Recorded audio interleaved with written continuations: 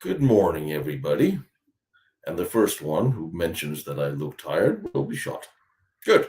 Now that we got that established, at some point in time, Machine's going to jump on here, and I actually am out of focus or I am out of focus, but we're just going to go with it. It's been way too long for us to have since we had a Q&A where I can actually get some questions from you guys, and they keep piling up every time we have an episode. This is literally the first Sunday where I had a minute where I could just sit and talk to you guys about things. Um, and well, I was in Gdansk. That's where I filmed the video that we just saw. I like Gdansk. I was looking for a little summer house around there. Um, and anyway, um, one of the things that, besides being exceptionally overworked lately, I've been putting together a 4-week special about Stalin's war that's coming. And in where, if you have noticed, mainstream historians have lately, over the past couple of decades, begun to circle back to the eternal question of why did Hitler attack Russia? Because he didn't have a choice, because Stalin was about to attack him, literally within weeks or days of the kickoff of Barbarossa. So it is now more established by mainstream historians that it is that Stalin was building up, because he's not didn't just wake up one day and say in 41 and say I'm going to attack the West or Hitler. This was under planning for years, of course. So I reached out to Rex Hanger and the Chieftain and Drakenfeld, and we all talked about the buildup of the Soviet war, or the military, the Soviet buildup of the military in those years leading up to the Second World War on the East until Barbarossa. So because we wanted to present that I wanted to present the case that Stalin was going to go to war with Hitler regardless. And thank you. And it's really interesting, the more I dove into this, how bad FDR really behaved during the Second World War to his own soldiers and people and the country. I'm going to go out on a limb and say that FDR was mostly, if you have to put the finger on one man, short of Stalin, of course, for the Cold War, I would say it's FDR. The horrible domestic politician, that's one thing, even though he was voted in at 3 terms. But his choices and decisions during the Second World War enabled Russia to come out of the war prepared for the Cold War. Something that was obvious that was going to happen. But how much, what he gave into Stalin's everything. He may as well have been a Russian agent. And Harriman, just the same, Hopkins, just the same. If there was any justice, they should both have been done for treason. They sent materials to the Russians in such staggering amounts. We all heard Lend-Lease. Oh, there was a lot of Lend-Lease and there's a lot of Lend-Lease. But there was an exceptional amount of Lend-Lease that was sent to the Russians. And that's the thing. Nobody really heard a lot of bad things about FDR. When you start, and which I did for preparing for this month-long series, when I started looking into his policies and what he sent, he gave the Russians run of all American patents, NKVD, and Russian intelligence access to all our factories. He sent the Russians uranium and heavy water when we didn't have enough of the Manhattan Project. I am fairly certain that the plans we had drafted for a nuclear weapon, what we knew then, was handed over to the Russians. Plane load after plane load with pilots wondering why are we giving these secrets to the Russians? He sent the Russians planes when the U.S. Air Force didn't have enough of their own. And then he sold out Churchill to Stalin as well. Stalin managed to outmaneuver them both and divide them. It was very, very interesting to see the way that Stalin outmaneuvered Churchill and sort of sidelined him while for FDR. And Stalin gave nothing back. We're talking about, here's an American president that sent weapons, munitions in the hundreds of thousands, grain to the Russians that they then sold on to the Turks in exchange for other things, while Americans were on food stamps. I mean, it was just staggering. Plus, there was a lot of Russian infiltration in his White House, and he got rid of anybody who was critical. Any ambassador, anybody in his old administration that thought giving the Russians everything, even to the detriment of our own population and fighting soldiers, was probably a bad idea. But he did. When American airmen was bombing Japan and they overflew and they had to crash land in Manchuria or parts occupied by the Russians, they were interned as prisoners of war for the rest of the war. Here's an American president sending millions and millions of tons of gear and equipment and planes and tanks to the Russians so they could stay in the war, and allowing them to lock up our own soldiers and airmen. Some of them never came back. That was FDR. And yeah, a lot of people, they don't know a lot about what FDR did, but he didn't do anything good. The whole holding on to even Dulles, another wonderful, great American, Allen Dulles. If you don't like him, shoot him. Hang him high at noon. Just do it in the dark. Had problems with he was working on with him. He was in contact with Himmler about a surrender. Himmler had in 1943 offered to off Hitler and end the war in the West, at least. And FDR, even after Stalin said it was probably a bad idea, he held on to the unconditional surrender that made the Germans fight even harder and longer, getting more Americans killed. I can't find anything FDR did during the war that was anything but borderline treason.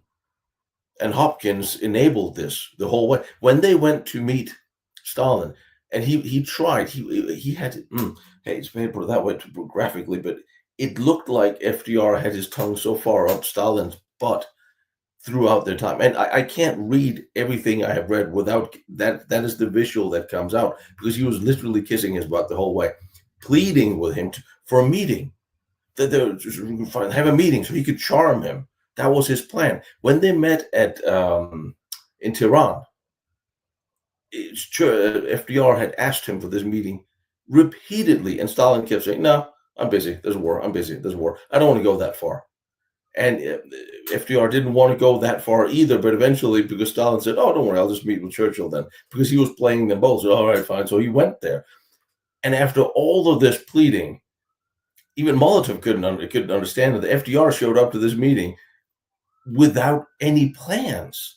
He didn't have any program. He had no idea what he wanted to talk to him about. He just showed up so he could charm him. And in the meantime, he made fun of Churchill, and they both trashed him to the point where he had left very demoralized.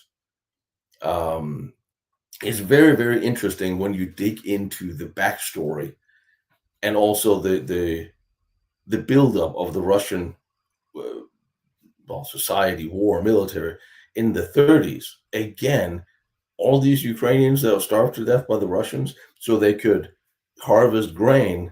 A lot of this grain was sold to America in exchange for industry and plants and materials and factories. Same thing with some of the 30 millions that Stalin worked to death in gold mines. That gold went to American industries in exchange for know-how.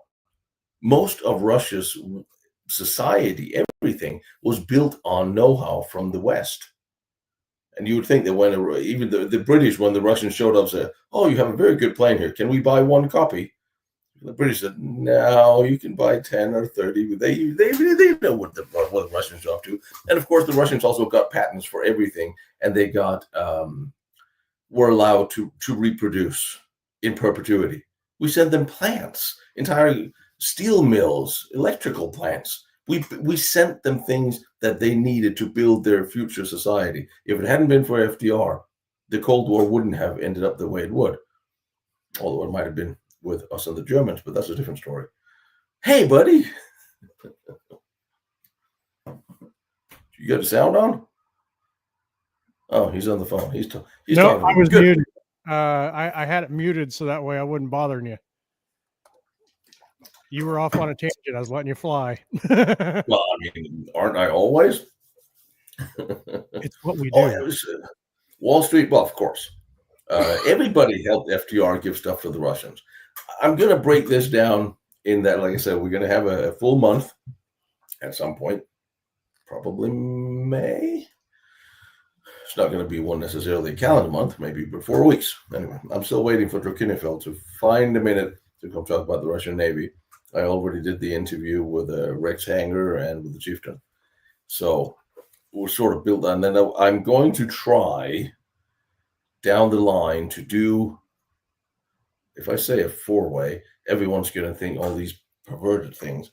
But I'm going to try to get Rex, his name's actually Chris, Rex and Chieftain and Drac on at the same time for a live afterwards, so everybody can ask questions of all three or four of us. Problem is, one is in Australia, one is in the UK, and I'm here in California, and Chieftain's in Texas. So making that happen. That's one of the things. It's like, oh, it's a logistical friggin' nightmare. Yeah, I'm not sure. I don't know who. I mean, we shall see. It is a plan. It is a plan. Yeah. American Lend-Lease Enfield 03. Is that World War I Enfield? Hey, Monty. I'm still working on the Make Prussia Great Again t-shirt. Speaking of Trump, were we speaking? No, stop it, Pierre. Don't listen to the media. Stop that. Just wait and see. I don't know what's going to happen, but it's just wait and see.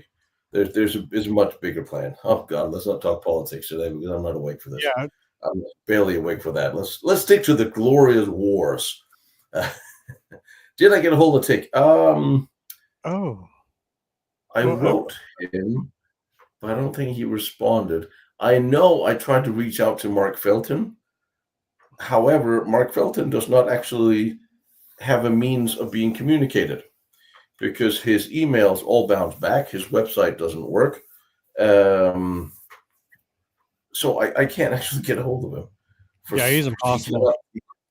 Yeah, I know. And I'm not going to write his author, his publisher. Well, maybe I should do that. I got a couple of things. The last 2 weeks of this month, I got some military stuff coming on, some stuff I got to do. So it's going to be a little bit pressed for everything, and I'll get back to. Well, according to what I've found, that's pretty much the only way you're going to get a hold of that man at all. Yeah, I know. I don't know why he's hiding from everybody. There's a lot of authors, and I get this. There's a lot of authors out there who maybe feels themselves a little superior to talk to other historians who are dirtying themselves on the ground of things, and if we take them from their exalted research of their archives.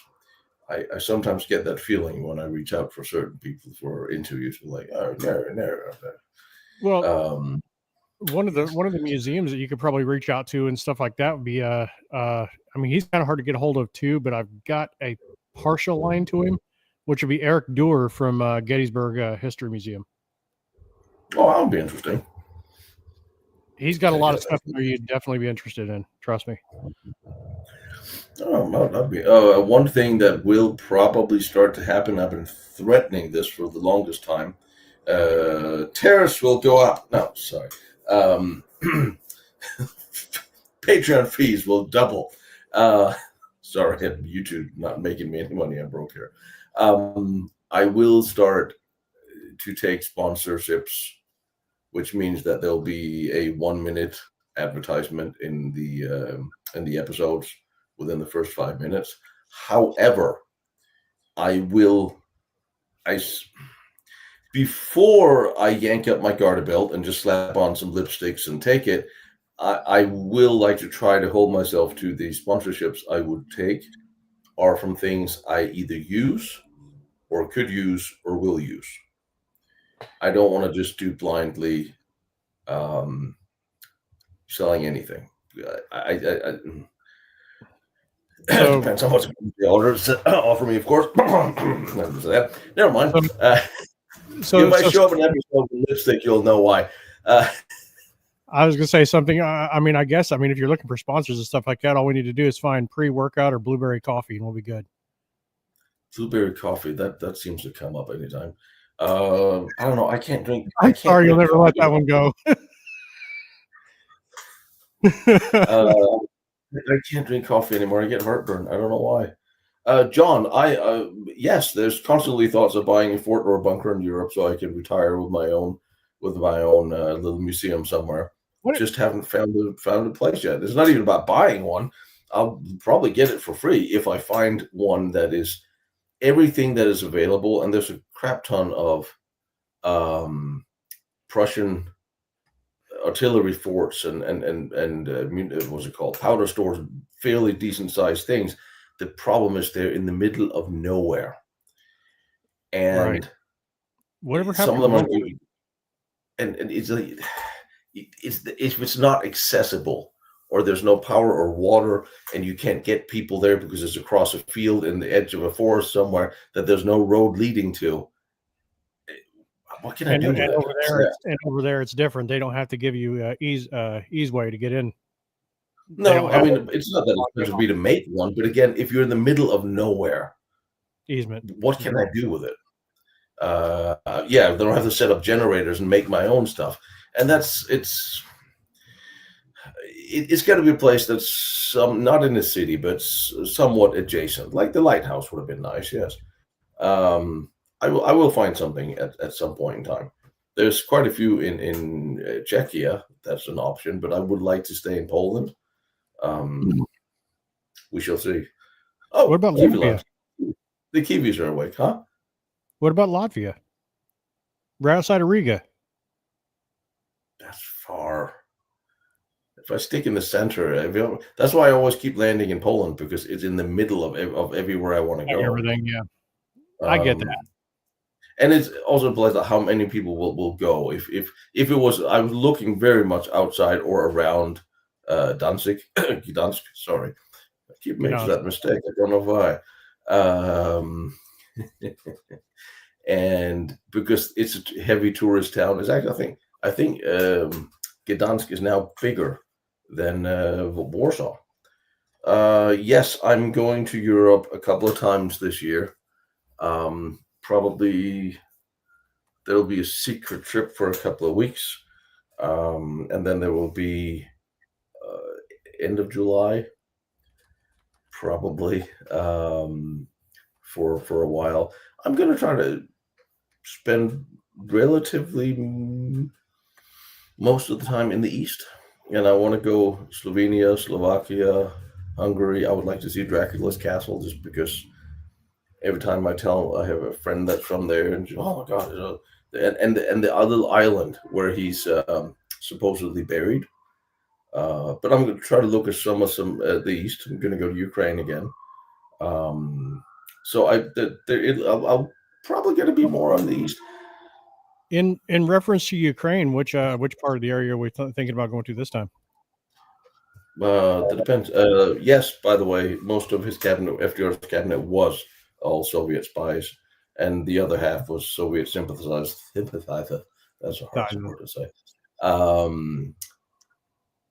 I'm always going to start and go through and start in Kiev, because that's where all the guys are, and then we'll see. I mean, I haven't written off the whole peace possibly happening.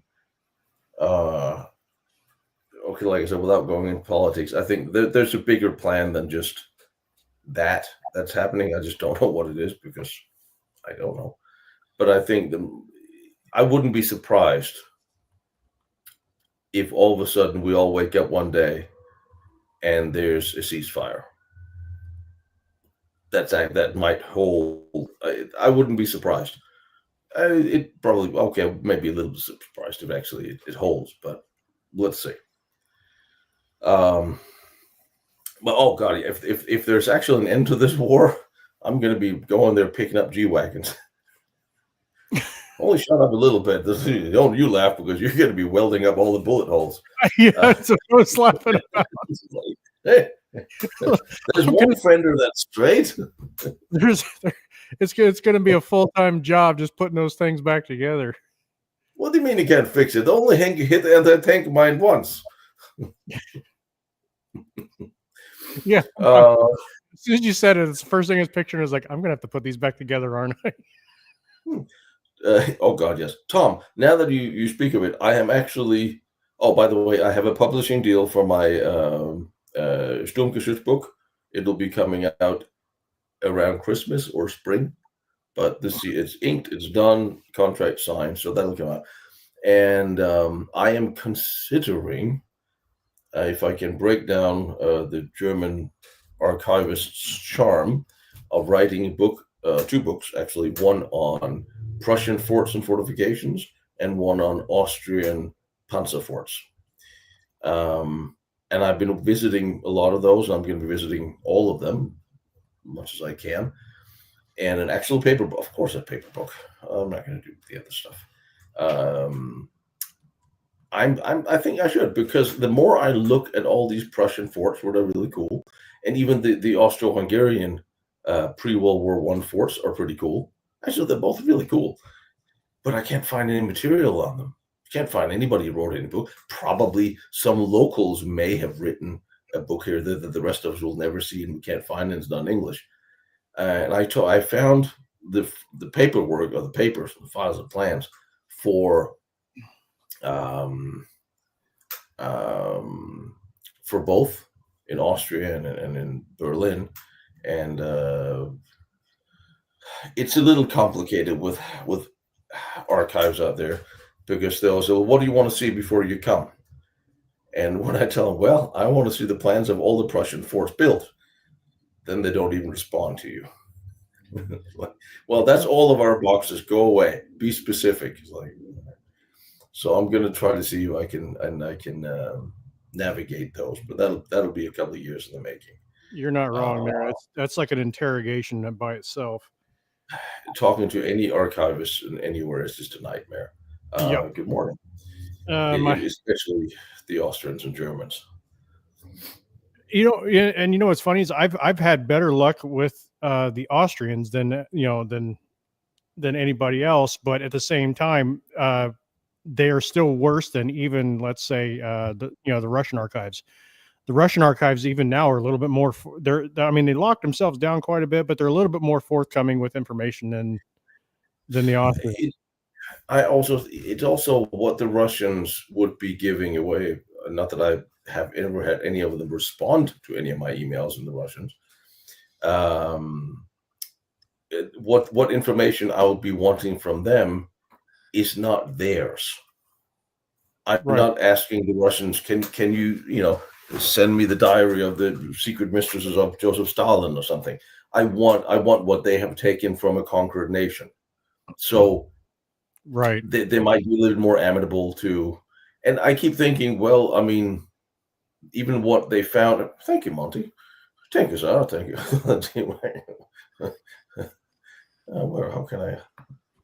How can I put a smiley on that? Like I was asking, though, I was curious. I know you said, with the Ukraine that you were going to go back there, and there were several places. I mean, are we going to the Meuse front? Are we going to Hegewald? Is there any? Why can't I put a heart smiley face on this? Oh, damn it! Because I'm not on YouTube. I'm on the other thing. Sorry, I'm trying. I'm watching YouTube at the same time. So, can you put a smiley face on there? Damn it! Hey, David.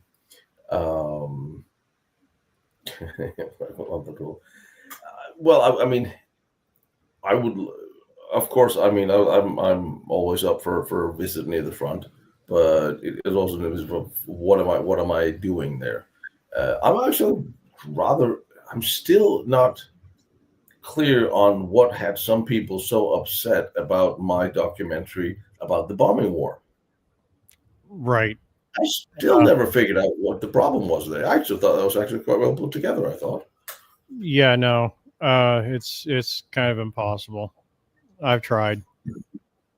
Well, I mean, even from I rarely watch my own stuff because I live with me and I listen to myself all day. I really don't want to look at me too.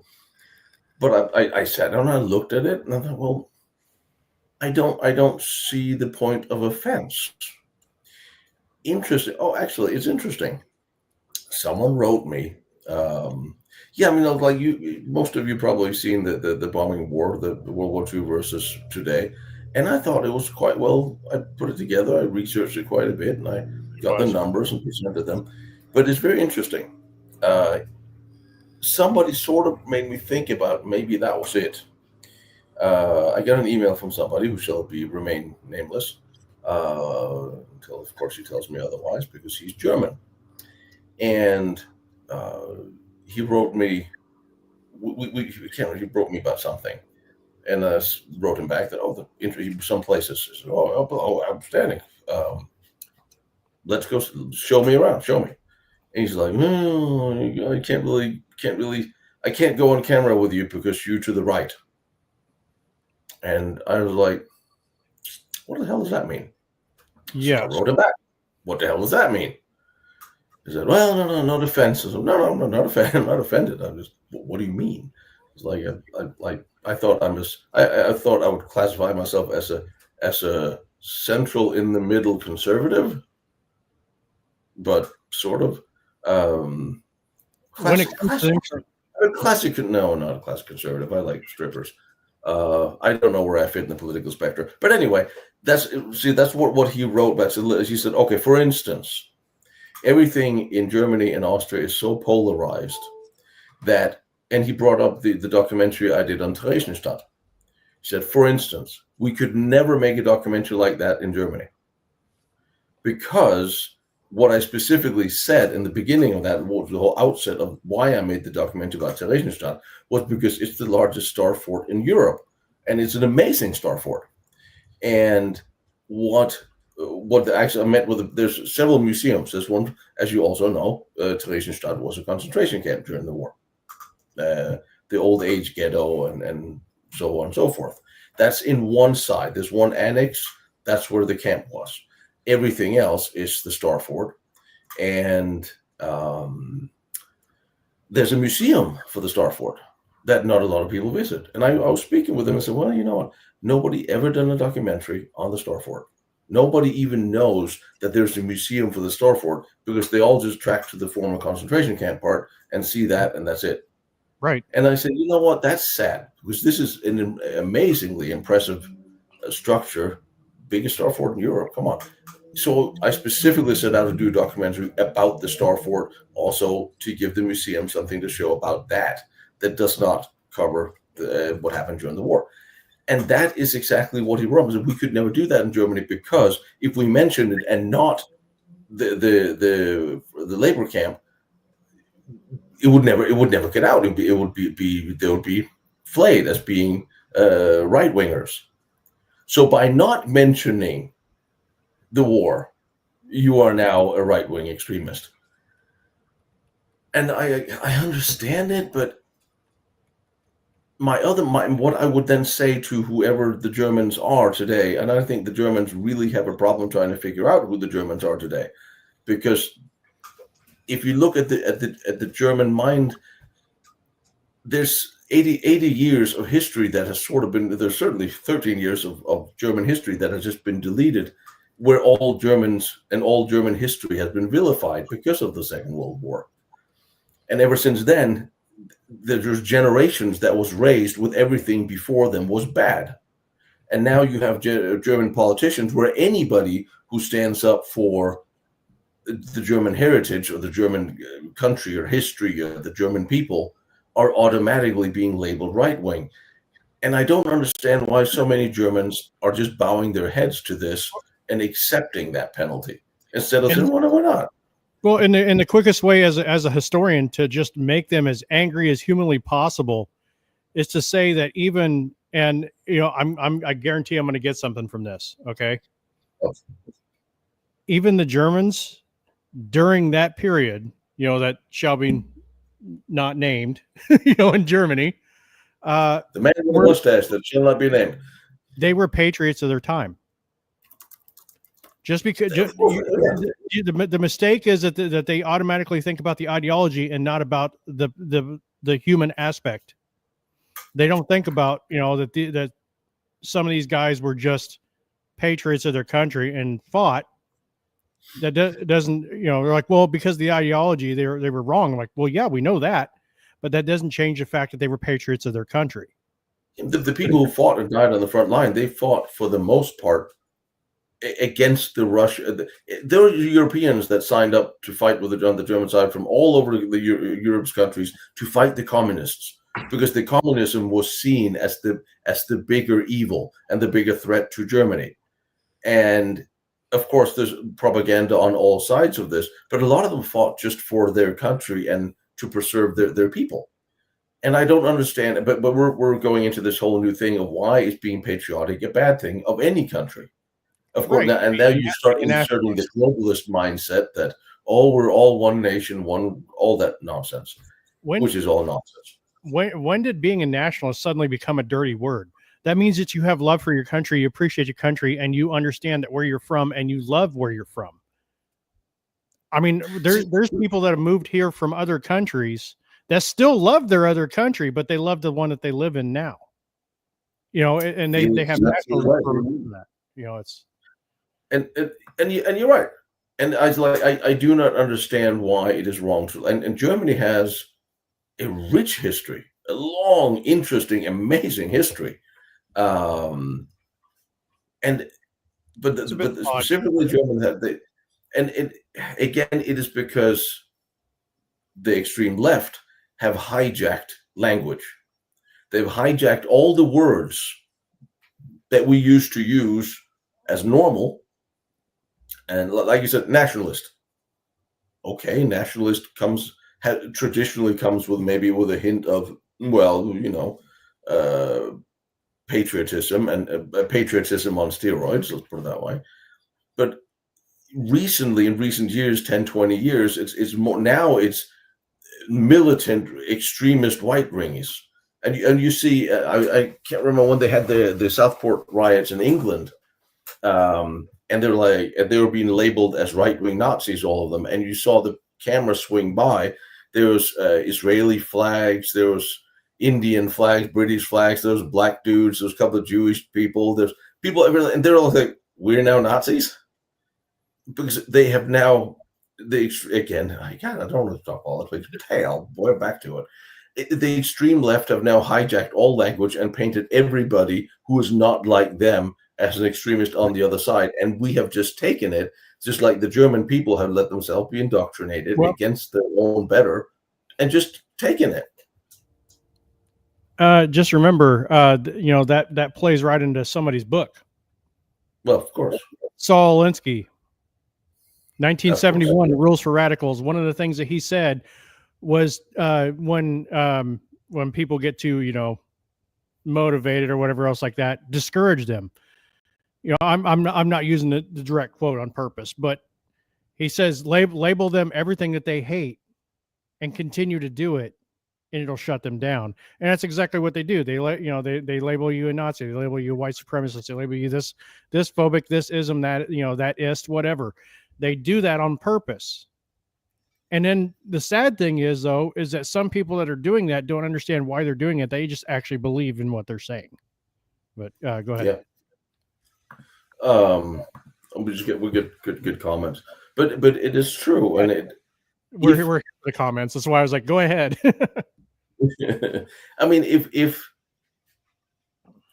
someone said something interesting, a lot of people say interesting things. Clearly not me today, but anyway, If the media had been honest and biased, well, several things would have changed in this world. If you had a biased, honest media globally, the AFD would have won the election hands down by 40-50%. If they had not been lied to about for decade, probably in America, if the media had been honest, if we look at what's been done the last 4 years, there wouldn't be anyone who would admit to being a Democrat. If the media had been honest, I'm not saying that they're Republican, right or left. They all have their sins, but it's just one. If you have a media that constantly presses an opinion and a direction and have done so for decades, unquestioning, and the population and the kids in school, they all just believe this and run with it instead of starting asking questions. And I think now we're at a point where now we can ask questions. And think thoughts. What we've seen the last 4 years over here was what a lot of the Europeans, they don't understand how bad, how much we have seen the lie and how it's been exposed, which is why we no longer believe in anything. Which is now great when we see Fauci's people and other. Why don't you believe in us? Because you lied to us horribly, and you did all this to us. Why would we ever believe you again? And I think the Europeans have not yet gotten to that trigger point where you have seen how much you've been lied to. There hasn't been that contrast moment yet where you go, oh my God, Merkel was a horrible person. She lied and cheated. And look at now, again, you have the lawfare. Look at what just happened in France. And I'm waiting for that moment in Europe. And I think that's why they're going after Musk and so many, because there will be that moment, because the Europeans have been lied to and cheated and wronged by, especially, most people involved with the European Union, but also by their own governments, who are corrupt beyond all to a large extent. But it hasn't been exposed the same way as it was over here. So a lot of people, especially older folks, oddly enough, still believe that, well, it's on the media, so it must be true. But anyway, trying to get away from, Goebbels was absolutely correct in what he said would happen. Anyway, speaking back to the lovely war, what were we? I'm trying to specifically not fall into the same track as everybody else and turn everything into something about politics. It is just so interesting to see how history repeats itself. Technically, we're not, though. What we're doing is we're falling in line with the teachings of the war, and that's what it does. History does have a tendency to repeat itself, and like you said, you mentioned the Goebbels experiment. What about the Pravda? There's a lot of nuances there, and there's a lot of things that can go into modern times that are still historically based. I'm watching a homeless guy rolling around on the street. Is he doing the Ricky Bobby? Doing like imaginary snow angels, but we don't have any problems in California at all. Anyway, thought maybe I should start some of the weird shit I see around here someday. Anyway, moving on. But you're absolutely right. But it really was interesting. Now that I'm paddling down all these books, no, if it was fentanyl, he would be laying still. I'd be sending Tino the Narcan. Like, yeah, well, no. That's in case we have an accident here. But when I looked at what I dug up about FDR, I mean, bloody hell, he was a horrible president for this country in so many ways. But I really did not know how and it's just as Lincoln shut down 300 newspapers that was not agreeing with him during the Civil War. He shut down anybody who didn't cover his way of thinking. They would just be removed or shut down just as well. And again, I guess who is the dictatorship now? That's always seemed to be the one. You have dictatorships on the right and the left, but you only hammer the ones on the right these days. Which is interesting because the communist dictatorship or the socialist dictatorships had killed infinitely more people than the right-wing dictatorships ever did. And it's interesting. Excuse me. Hitler went to during World War II, invaded 7 countries. Before 1940, Stalin had invaded 7 countries. No one ever chastised him for it. How? Why?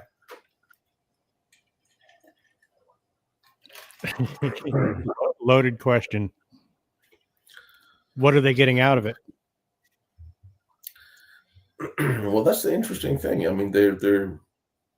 I mean, when I see what's happening in England and Germany, when I see that you can have immigration. Oh, bloody hell! Here I go again. I really need to go on vacation. Yeah. Okay, now we're getting into another sector. That's the thing here. The morality squad. One of those words about being an authoritarian. Yes, that's absolutely. And there was. Well, I did see one really. I mean, we have some really stupid people on TV in this country. Not that anybody's actually watching TV anymore. But what was that moron? Yeah, they're coming to take him away. What was that moron that said all these Jews were killed by Hitler because of free speech? Remember that? Was that one of the idiots in The View or one of those? It's like, what? Yes. I was like, wait a minute. When exactly did they get free speech? I mean, they made sure that everybody on the radio go home for free speech. I mean, how was that even considered to be citizens? What does that tie together? Yeah. How does that work? Paul, did you write a book, or are you just making fun? Paul, did you write a book? How dare people? I mean, he's like, all these Jews were killed because of free speech. How dare you? What? The questions you could say it with a straight face, obviously believing what she said. Is like, okay, so you don't have much critical thought there, did you? I read that. I read that book. Sean is one of those people that did not deem that he would lower himself to an interview, which I will, as we all know, hold grudges for many, many years. I do. It's like, things I will not remember. Yes, what are the new physical standards for the military? Yes, please. God damn it! Sorry, I can't say that. I stopped myself. Hey, you should be proud. I paused. I wasn't going to say something very bad right there. Yes. Our new defense secretary, Pete Hegseth, did the only thing any normal human being who has some sort of cerebral cortex could do, and he equaled the physical standards for combat arms, that you have to be able to do the same thing, men or women. Thank you very much. Problem mostly solved. That sounded like a horrible misogynist thing to say, didn't it? But that's not what I meant. No, I know exactly what you mean. But even, and again, going throughout history, this was absolutely true. There's a reason why they were separated. It's the battlefield is not going to change conditions to suit what you can do. It makes sense. Machine, what is the American PPI? I'm sensing it's a serious question, but I actually don't quite understand. Who are the American PPI?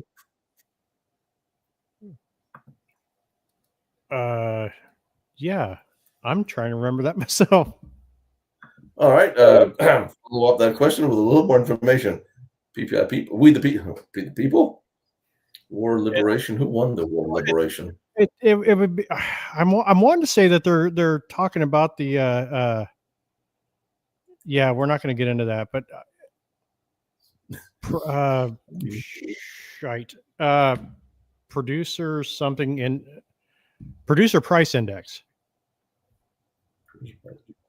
They're talking about tariffs. We're not going to do that. No, but he's just going to do with the people. Did the people win the war of liberation? Oh, okay. Is that the abbreviation of PL? Is that PL? Is there an abbreviation? Never mind. None of us here can spell or read or write.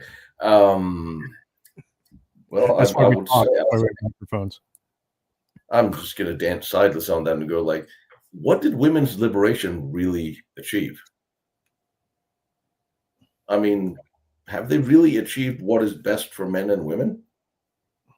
Men are now lonely. Women are now upset and angry. Men can't find good jobs and can't get laid and sit at home and drink till their 30s, living in the parents' basement. Women can't find a good man. Did women's liberation cause all of this? That's something has gone wrong when you can. All right, fine, you can spell that. One of us can. Well, and it's not wrong. I mean, everybody does have, and I'm going to say it should women be in the military? Absolutely, absolutely. Oh, but absolutely. But the thing is we cannot lower the standards so that they fit in. Not for combat arms. And that's what I'm getting at. I mean, there's, I mean, you can serve in different ways, but I don't want somebody on the battlefield who can't carry me out of harm's way if I get injured. That's the whole point. And honestly, and I'll be as misogynist as apparently that might sound, I don't want women anywhere near the front line. Not because women can't physically do it. Merit-based, yes, absolutely. Not that women can't do it, but I would say I would choose to go to war so women don't have to. I would do it to protect the women from home.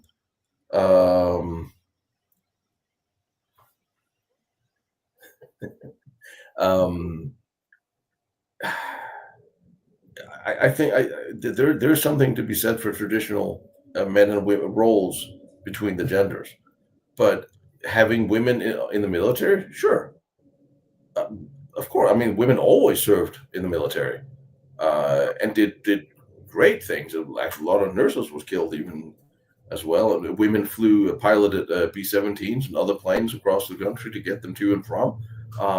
Women's lent invaluable services. Germany could be said to partially, one of the reasons why they lost the war was they did not activate their women to work in the factories and work on industry like the British and the Americans did, and instead relied on slave labor who didn't want to and did sabotage things as well. Right. And the Germans in their aspect didn't believe that the women were capable of doing the job, and they absolutely were. Rosie the Riveter was one bad mother. Absolutely. I mean, the what they did for the war effort was nothing short of amazing, including, not just in the plane factories and stuff like that, but in armaments sector period, the bombs, the bullets, a lot of the stuff was made by women, and they did a fantastic job, and they kept our boys fighting. It's. And I mean, I will say as a modern, I mean, like I said, I had my big company, and both of the managing positions of that company was run by women. So it's not that I'm that guy. And being single and dating, and obviously I'm on a dating site, of course. One of the more unattractive words I see in a dating profile is women looking for a generous man. Not that I have a problem buying flowers and cute gifts and little things. When I read that, it says generous, well, in LA anyway, means, well, you're paying my rent, right? It usually means that I don't want to work. You work for both of us. So the whole concept of meeting a girl that actually has a job, I find highly attractive, to be honest. Okay, I'm also in a microcosm of Los Angeles where everybody wants everything for free. So that should not really be, there should be a separate, I don't know, we should probably be fenced off here. No, that I can, I'll definitely get it on with you on that one too. There's two people, okay? Not one person doing everything. What do you bring into the table is the way it looks. Okay. Are you going to just sit around and do nothing, or are you going to help grow the relationship, grow the life together, or you're just going to sit back and enjoy whatever they can possibly give you? Are we doing this together, or am I doing this on your dime? Do people hate age gaps? Both ways. That's an interesting thing. Raymond says something, and people hate age gaps. Do they? Thank you, dude. I mean, do people hate age gaps between couples? Because I think women should be in relationships a little younger than men, because several reasons. Women mature before men. Women live longer than men, so that we get a chance to roughly expire at the same time. Oh, wait a minute. Hang on. My logic is wrong here. Oh, shit. I thought I had a plan there for a minute. Anyway, well, okay, fine. So you marry a guy and he dies first. While you're still young, you get all his stuff. And hang on, I'm trying to justify my position here with some sort of logic, and it's really not working. I can't make this work. I had a plan when I started. This worked for me to begin with. Like, no, men should be able. Theoretically, women should date younger men because then they can expire at the same time. But that would have a tendency to last longer. that's for sure. That's statistically proven. They live longer than us because we like doing men. And men, and men hit their sexual prime earlier than women. So theoretically, older women should date younger men. This is completely not the point I'm trying to make, and it is not self-serving at all. No one listen to this. Carry on. Nothing to see here. Moving on. Well, Melissa's got a point. She's got a point. Says actually a lot of elderly men at the care home my mother is at. Yeah, I got some friends that work in the care industry, and some of those guys are the most rambunctious. Let's put it that way. That's another thing. If you marry too young, you will get another pointer. If you marry too young, you're more than the younger you are when you get married. There's bigger chances are you will eventually get divorced because you never got to live. So how do we? And obviously, why do women live long in their lives? Yeah. Well, when we die, they don't have to deal with us anymore, so they'll keep them young, I'm sure. There's the egotistical reason for why men should date a younger woman. I'm still going to paddle this dead end to death. Is that then there's somebody who will take care of me when I get older? But I'm not sure that's a selling point unless I have a crap ton of money, which is the caveat that seems to be revolving around things here. But the nice thing about having two people that live together, married, and spend lots and lots of time together, growing old together and building something together is that they built something together. The power couple. I always wanted the power couple because I think it's just awesome with two people working together in the same thing. But it just happens rarely. Right. No, and that's the thing is that's what seems to be missed. I'm still trying to figure out how we're going to tie this into World War II. But that's the thing is what Eva Braun and Hitler. I mean, they died on the same time, maybe. With relationships, that's the way it should be. It shouldn't be about material possession. It shouldn't be about money or anything else like that. If you grow together, that's what I would consider a power couple. It has nothing to do with if you grow to be a millionaire, whatever else like that. That's materialistic. That's not the important part of a relationship. I'm just going to say. By the way, Adman, I don't have staff. I'm just me and my imaginary assistant, Cindy, and Machine. And by the way, Robert had surgery. And yes. He's recovering okay-ish. Anyway, Magda will take care of me.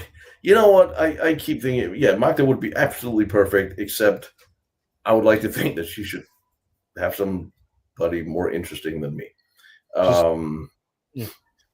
But I would think she can do better. But we'll get to that. Power dinks power couples can be cool. And I'm not talking about power couples like Nancy Pelosi and that stiff she's married to. No. Or Hillary and Bill. Hang on for a minute. I'm again not making my own point. There must be some power. I mean, we had a couple in the gym where she was very successful. She had a big gym wear company. She's hot as hell. She looks like Barbie. And her husband looked like Ken, and he was a doctor. And you looked at him like, those two are just awesome. They literally look like Ken and Barbie. They were both in shape. They're both good looking. They're both successful. And now they're divorced. And we're like, God damn it. It's like, so that was kind of like the couple that everybody wanted to be because this is just perfect. Except no. Dual income, no kids. I mean, Yeah, I certainly have to have dual income to have kids. So anyway, where did he go? Anyway, so there. That's what I mean. You find the right relationship, and it's interesting because it's getting harder. If you look at the world today, men are being hammered, have been hammered from everywhere for being men, and women have been told to behave like men for a while. So now men are withdrawing more. Young men are withdrawing from active participation in the world, and they're dating later and later, and they're hiding. And women are now much more that you have many more of the boss lady or the want to be boss woman or the boss wife. They can't find a man, and women can't find or men can't find anyone to date.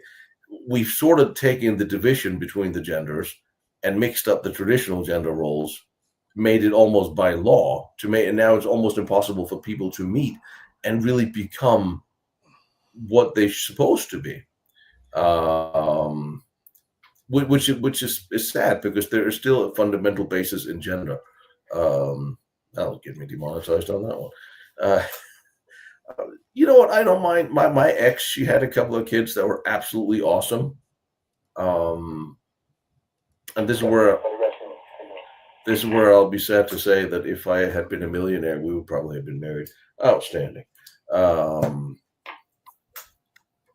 That's just because somebody else's kids. I mean, I don't mind taking care of somebody else's kids if I can afford it. If I can't afford it, and it becomes a thing, which is like if you knock somebody up, if you're the dad of somebody, you take care of your kid. Don't make me come out there and tell you in person. Do the right thing. Be a man. So we're back to what's the right thing? Being a man. It was very interesting how the dynamics. This is actually something really interesting study of a lot of those German prisoners of war that came back after 10 years in prison in Russia. Did they come back to waiting wives or girlfriends? Many of them didn't even know they were alive. What did they come back to? Like, what did these guys come back to? I think that might be interesting. The real Jackson, that would destroy this country if the last 4 years was any kind of an indication. That would be the end of us. I think that's the name of the movie too. But yeah, wouldn't that be interesting? What actually happened to these dudes? They were gone for 10 years after the war. I'm sorry, John. I remember.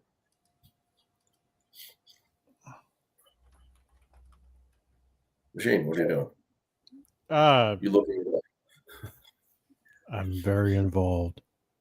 Outstanding. I did hear some accounts that a lot of the women in the bigger cities and the women that in the towns places that have been occupied by the Russians had been raped by Russians. That's a fact. And a lot of them were wives or girlfriends to German soldiers that had big problems with that having happened when they came back. Which is very, instead of being supportive and loving and caring, they almost shunned them in some instances. You know, and honestly, I think it would be a very interesting study of how the dynamics were. What did these guys come back to? Except I don't want to do the research of what happened to these women because it'll keep me awake for the rest of my life and give me nightmares. Honestly, that's why I'm not doing it. It just anyway. You want to say hello and you weren't on my list? No, not you. I'm talking to Julie. Oh. like what? I don't think anybody should ever give up looking for the one.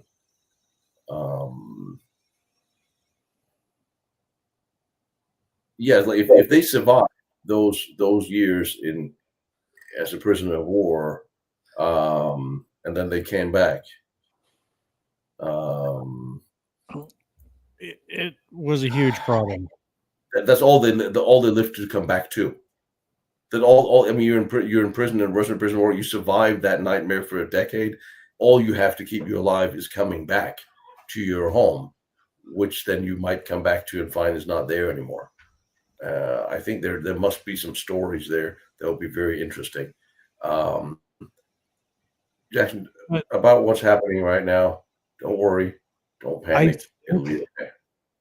I think I have. I'll have to check one of my drives, but I do believe I have some like interviews with some German soldiers that did come back. Year, 2 years, 3 years, 4 years off the after the war, and what they felt about it and what some other guys had done, because there was. Why do you have this book and you're not on my channel talking about it? Why have I not gotten a copy of this book?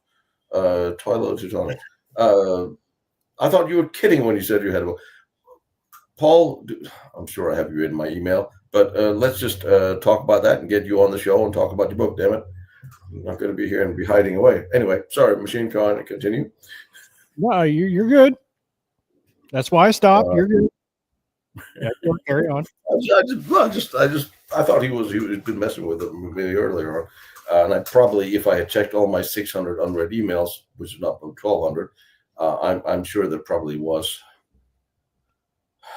is an email in there mentioning that number of times that I haven't responded to, because I'm trying to get to it. The Russian soldiers, I mean, the Russian soldiers today are a little bit like the Russian soldiers in 1945 or 1938. I not with much choice. However, they lived and fought and died under horrendous conditions as well. The Russians did. However, the way they behaved as victors is an individual thing. If you decide to start harming women and children, Felix, take care. That's on you as a human being. And I know that there's atrocities done by Germans, and I also know a lot of Germans were executed because of what they did when they did wrong.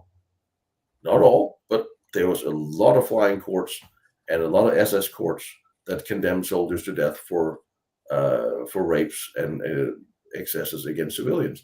It happened. You just don't hear about it much because it doesn't fit the narrative. I have never heard of any Russian being sentenced for raping or killing German civilians or Czech civilians or Polish civilians or Ukrainian civilians. Have you? And that's one of the things that needs to happen if this war today in Ukraine stops. There has to be a reckoning for those who have broken the wars, the laws of war. And rape and killing civilians is it. Something just happened to YouTube. What?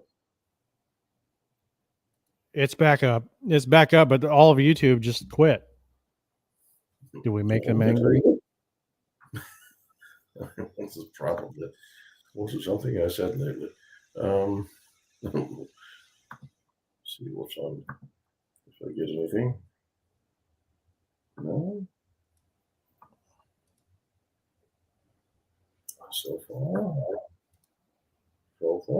far, we're still alive according to YouTube. Anyway.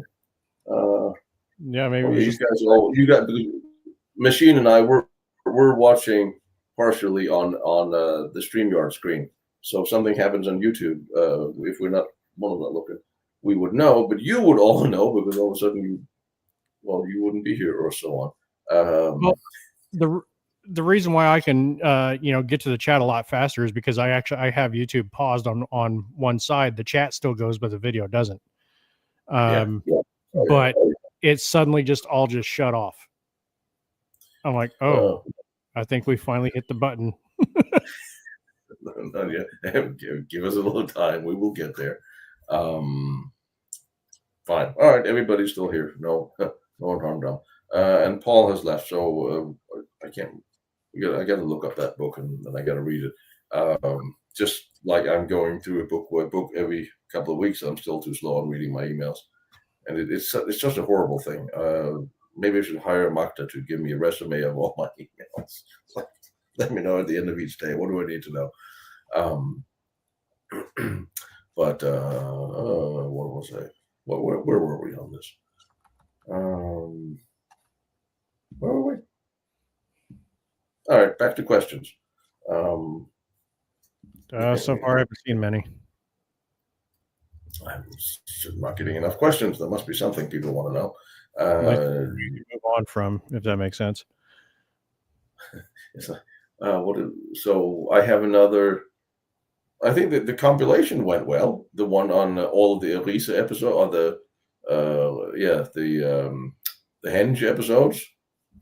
I put together another 9 hour, 9.5 hour one of all the Elisa episodes, and I'm just waiting for YouTube to clear it. So then I actually. Okay, if the protests that are going on these days are 90% astroturfed and paid for with some mindless followers, every time you see protests going on around this world these days, they're mostly paid for on the left. And it's all, if you actually watch, I think Glenn Beck a couple of days ago broke down who's paying for them as well. So that's all very well documented.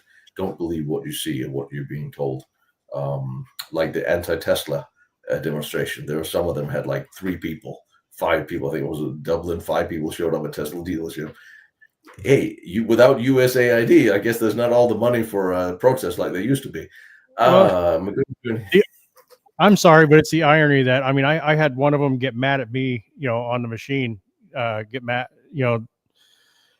like, I was like, listen, you guys you're not protesting. Okay. You're damaging personal property and creating domestic terrorism. That is not a protest.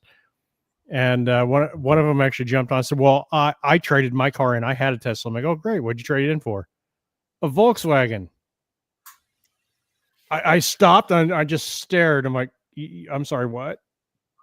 Well, because Elon's now a Nazi. So I went and I went and bought the Volkswagen version. I'm like, oh, wait till you learn about the history of that company. I was like, what about Ford? Did you buy a Ford? Because Henry Ford was a wonderful man too. I mean, I'm saving up other questions. I'm actually paused my chat because I see some stuff I want to answer. But I will say, I feel really what Musk and company should have done, and I feel kind of bad for him because I believe what he's doing because he's an idealist and he wants to generally do something, the right thing for the country. And if you look at the fraud and the waste they have found, who in their right mind would protest this? No one. So the only ones who are protesting are the ones paid by the left because it's the left who's been doing the fraud and the abuse, and that's why they're protesting, because they're losing their golden goose. And when you had the Doge team came out on TV the other day and explained what they were doing, how they were doing it, they should probably have done that from the beginning. But anyway, here we are. I actually feel bad for him because I think he's an idealist. Anyway, how's the Kamala paperwork going? I am now in contact with the Senate Committee for the Declassification of Secret Paperwork under James Comer. And I have sent it to them. I have also sent the petition to Luna, and I also sent it straight to the White House a number of times. But I finally got a hold of the committee, and I'm going to follow up with them tomorrow. So we'll see how that goes. Yes, there's going to be a lot more compilations of a lot of different things because they're kind of fun. Argentina. I just spoke with a friend of mine in Argentina who's a historian out there, and she said probably not going to see those papers until next year. And there is an Argentinian deep state that is also fighting that, especially the Navy for some reason. But something will come. We just don't know how much. He's doing a very interesting job out there. Brett, yes, the German nuclear stuff.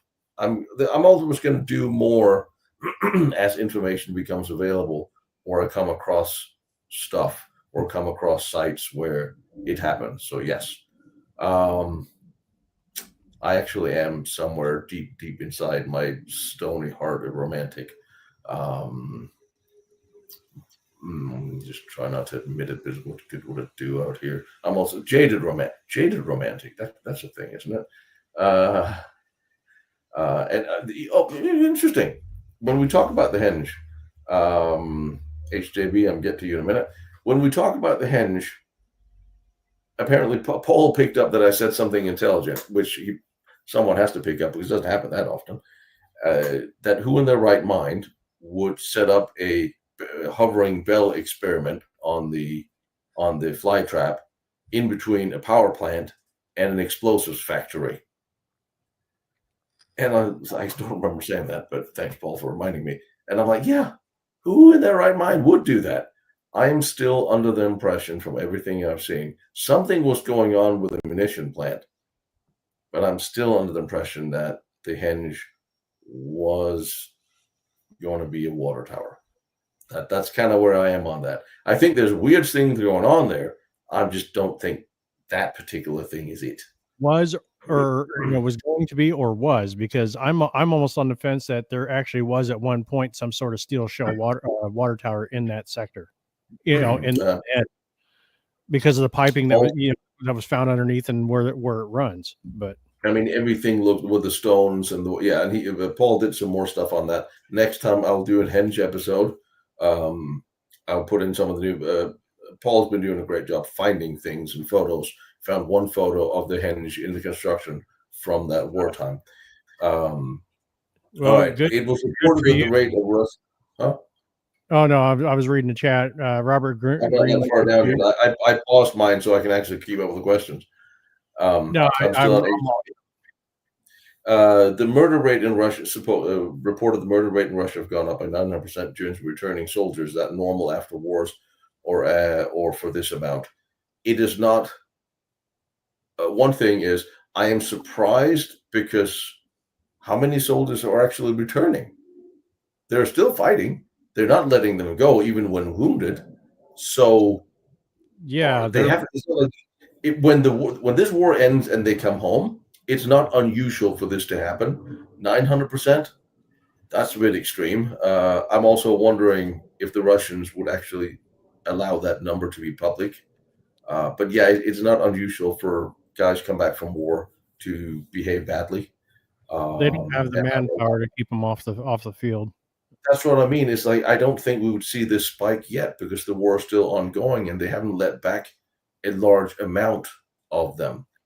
Then you can see, well, okay, could it then be because a lot of the police officers, soldiers, law enforcement in Russia have been sent to the front and there's less people enforcing the law?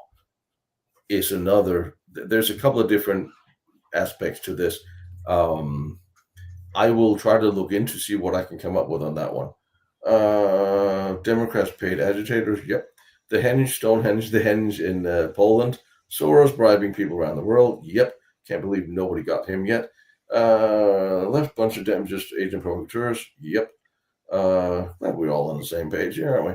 Introducing Henry Ford's European division, main defender for the German cargo trucks. Ed, did you see my episode on who's trading with the enemy? Hitler's real gold. There's a lot more than that. Henry Ford, secret paperwork, working on it. Am I getting there? Yes. Munition plant used to indicate heaters to prevent big munitions. Yes. To go around down the walls. Yeah, I wish we could. I wish they would. The Polish will not let them break down anything or even research, even drill through the tunnel walls. Comes with a big ass fine, which is very strange that the Poles will not let them investigate these places. That's big talk. Even the ones who owns them are leased them. Very, very strange. No, I'm sure Muskie has other motives in the as bigger picture, but I don't think he's doing this particular thing with any sense of malice. And he's certainly not stealing anybody's money, which is ridiculous. Tom asked about the henge, said, could it be heavy water? I disagree. There was no salination plant or everything nearby to do that. There was no plant, you know what I mean, to create the heavy water, especially not enough to fill a giant tank like that.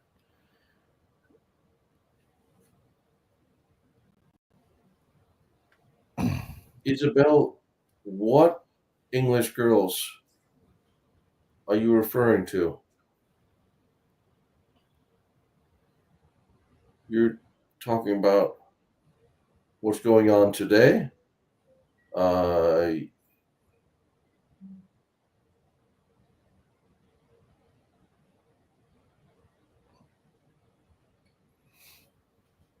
But yes, I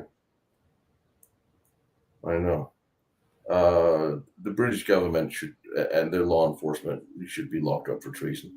The Germans, for the most part, the same, and that's just my opinion. The way they allow this to happen to their girls and their women. All right, am I catching up? 11 wool cooling shower for atomic energy.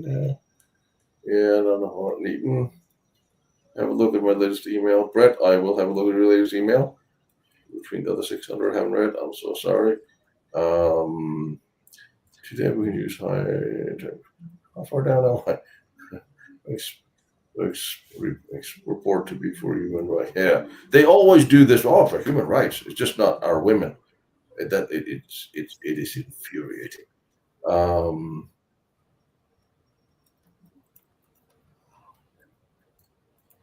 All right, so how far back am I? You're rocking way backwards. Am I way backwards yet? Am I missing anything? Not really. Some documentary. Okay. Trump's taking back to a time of civilization when how civilization was lost. Yeah, let's do that. Let's try that. What the hell? Just not sending free stuff to people anymore. Hence design this more like. No, it doesn't add. I mean, they did. No, you haven't seen that yet. Anyway, we'll have that conversation. There's an episode coming up from Bletchammer, where I saw some contemporary water tower foundations that look sort of the same. But I do think there's very possible that there was some atomic research going on in that place. And I'm very that the bell design had something to do with electricity or gravitation. I also have no problem with that. I just don't think it would be hovering around anywhere near the henge.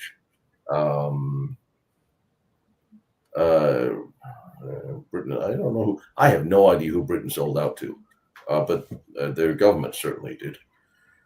Damn, how far back? How much have you talked? Well, I'm trying to catch up. I'm looking because I'm trying to keep up. Any more Star Force coming this season? Yes, there will be more Star Force. Am I there? Could the henge have to do with geomancy? I would say no. Geomancy. Oh God, I thought you were on necromancy for a minute. All right, yes, Star Force coming. Henge ball could be a reactor. Yeah. I don't think it would be a reactor because the reactors, I've always seen 3 of them so far, and they look like regular reactors at that time. But I do think it could have been something to do with enrichment or other things. Again, with the Bell thing, it's hard because we don't actually have any of the original documents, drawings, pictures, painting, anything. All we have is, well, the basic idea. And that bothers the living crap out of me. I want to see more.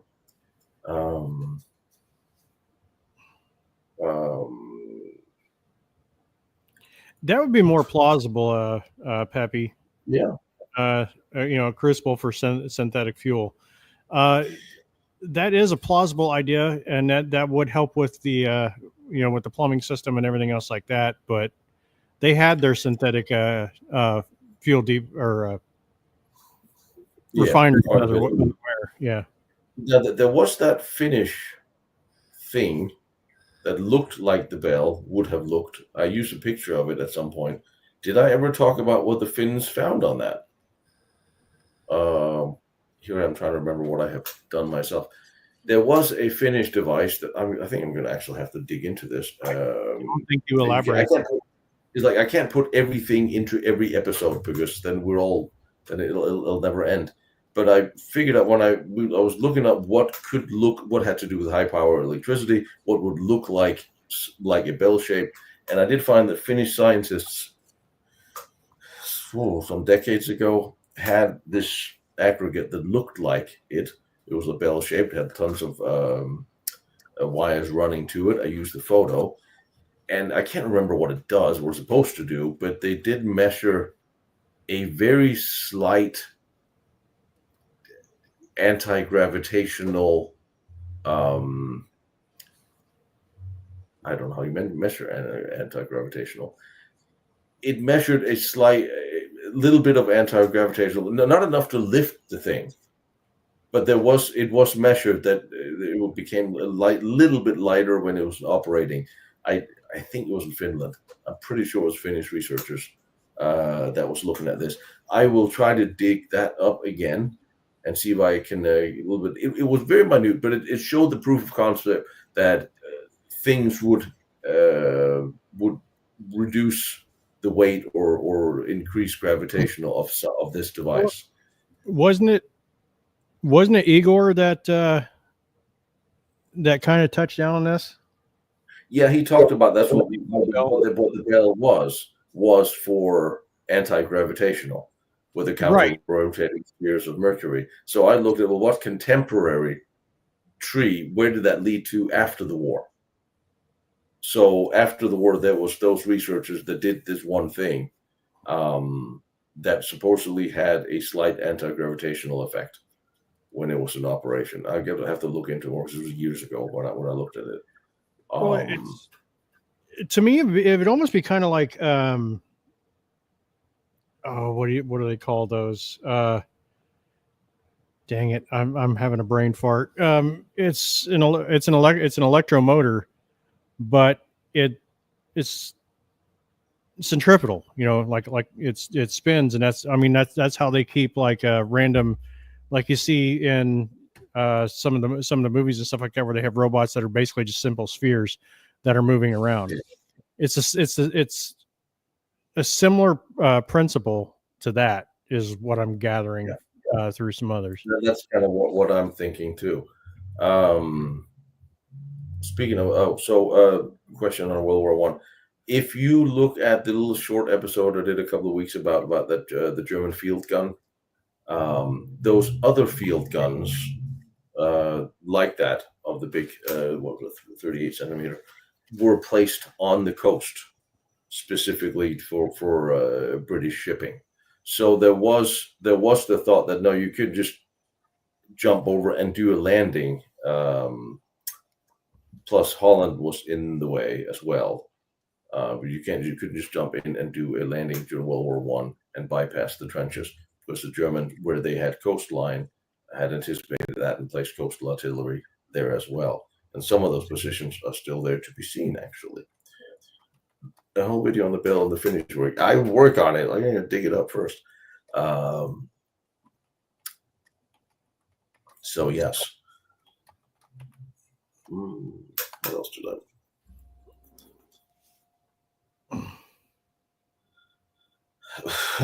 I mean, have we even established that red mercury is a real thing?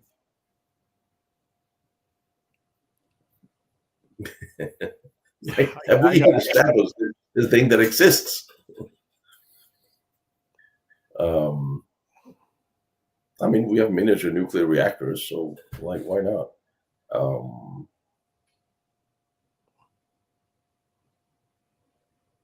Well, the flying wing and the stealth bomber, that's what we're using now, being almost phased out, meaning that there's something way more advanced that's been developed years ago that's actually flying now that you haven't heard of.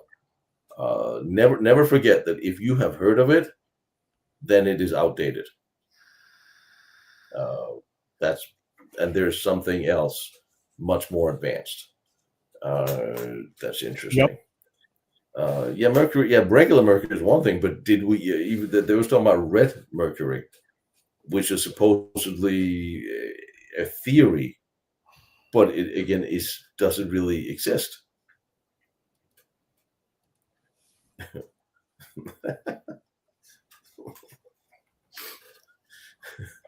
Is any mercury repelled by garlic? I like it. No, that's why I wanted to see Dracula's the place where Dracula supposedly was buried, because it's this little castle on an island in a lake.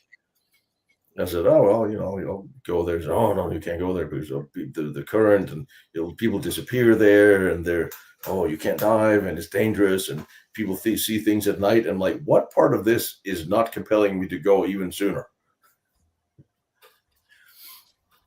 Apparently there's a city underwater there as well, and underground. And like, they talked about a city underground near where the Dracula's castle. I'm like, are you crazy? Of course, I love this. Yeah, he probably did. Okay, I remember that's come up. A lot of people are worried. Let me try to address for a second what's going on in the world today. For just a second, I'd really rather go back to Mercury, magnetic fields, and Dracula. Really, underground city in Romania? Come on, right? How can I not want to go? Don't panic about the stock market. Don't panic about what the tariffs. Don't panic about what's going on. Don't worry. Uh, there is a plan behind this. It's not just as simple as what's being mainstream is mentioning. I think it will come off quite well in our favor. Not just because, yeah, maybe everybody should actually reduce their tariffs and start opening true free trade, which the Europeans would hate. But let's just let this play out. We have been living on borrowed time and on debt for so many years in this country, most countries actually. That's at some point in time, somebody had to be adult, show up in the White House, and say, stop, no more. Knowing that it will be vastly unpopular because you're going to have to shut a whole lot of free money to people off. You have to clean up the fraud, and you're going to have to take a little bit of pain while rebuilding our own industry, our own infrastructure, revamping the world back to common sense. We've been living off deficit. You can't live on your credit card forever. Sooner or later, the bill comes due. And the guy who is going to try to fix that is never going to be popular. At least not until he succeeds. So don't worry about it. It'll be fine. Anyway, just so what I'm running at, yeah, but give it a little time, and it'll sort itself out. I think we'll be fine. Yeah, Anyway, NAFTA really made a lovely mark on free trade. Worst thing ever. Mm-hmm.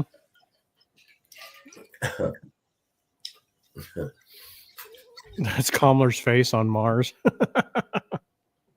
Flew the bell to Mars. I think I can do an AI poster on that. I think, yeah. I made my first piece of music on a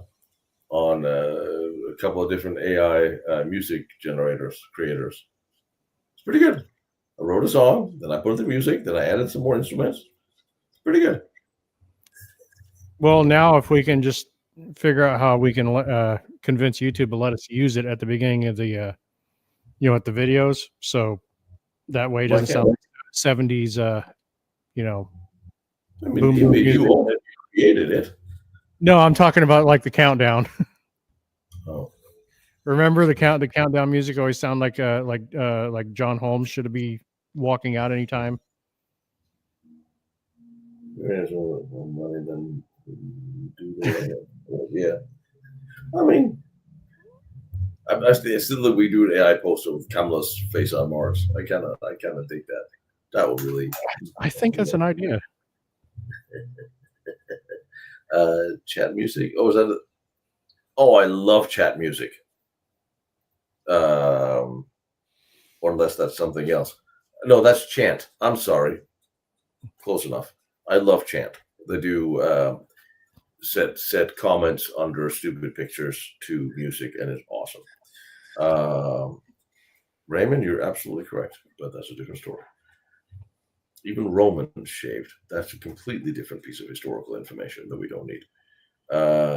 Yeah, I'm creating a digital band as long as I don't have to sing them.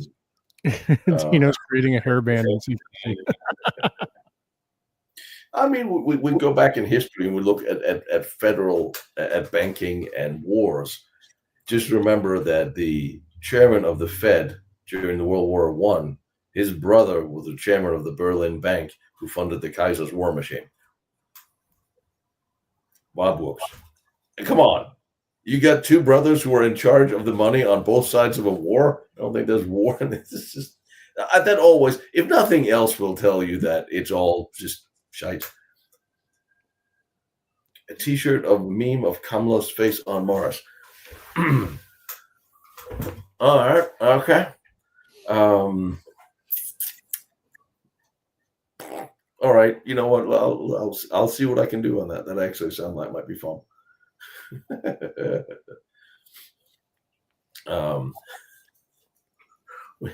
We could do Yeah, all right, fine. We'll stick Kamala on the moon. You're not wrong, Jason.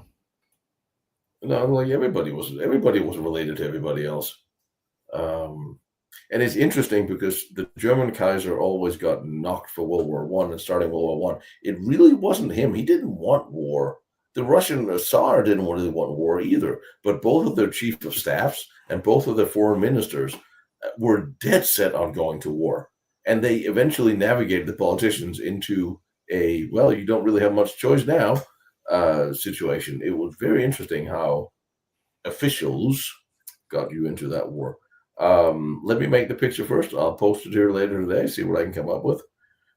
As long as my energy drink is winning,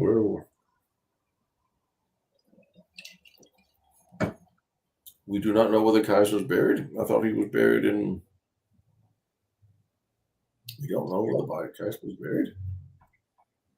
Did they bury him in secrecy for some reason? Machine, I'm confused. Why can't I visit the if I remember correctly, his body was moved at least once. He moved during the war, right? Yeah, it was during the war, but it was moved at least once. Which kind of, since we stepped into World War One, I've still got to send you that script and see what you think. Hang on, I'm just paddling down this whole where's the Kaiser thing. Well, actually, I've got two of them I need to send you, but one predates another. So, first time I've ever actually written anything. Oh, there we go. I'm sorry. What did you say? I was looking for the Kaiser's body. Things to do on. Well, it's back here behind me. Oh, cool. I keep them in that little box. Did you see a script you said? Yeah, this since we kind of segued into World War One, first ever script I've ever written in my life when it comes to any sort of documentary, aside from the one that I was doing before, my computer went up in in a tornado, is actually pertaining to World War One, and it's the Battle of Lodz. But I'm gonna have to send that to you because I want to see what you think of it. I mean, I've still got to do some more tweaks and kind of change language a little bit, but I think the information and everything is pertinent and good. But I want to see what you think. That's what you do. I just talk. Speed reader. Sorry. What was I saying? I had speaking of scripts, I too have just finished a script that we're thinking about looking at. Is there anywhere in this country a missile silo we can that is set up as a museum that we could shoot a movie in, or some underground facility that tunnels down and tunnels inside, something in America where we can actually go film something other than that mine in Minnesota, because I don't really want to go to Minnesota, that you can think of, or anybody else can think of. Somebody must have turned a missile silo into a museum, surely.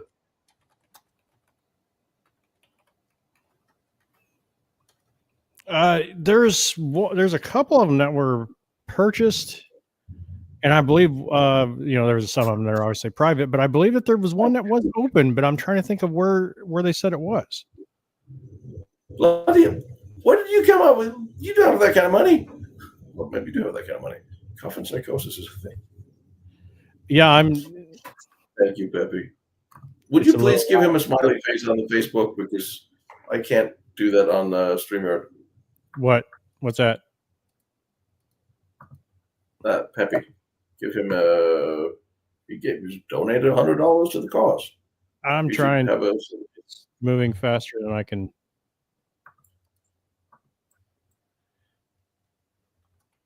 I'm trying to see if I can find him myself. I feel terrible that I'm not. But I am not. There it is. I got it. Yeah, the chat is moving. So no. Bloody hell. There, I replied to it so that way it would pop up again. On Fiverr, you'll find a car. We already have commercials in the chat. Like, there it is. Heart. Thank you. Damn it.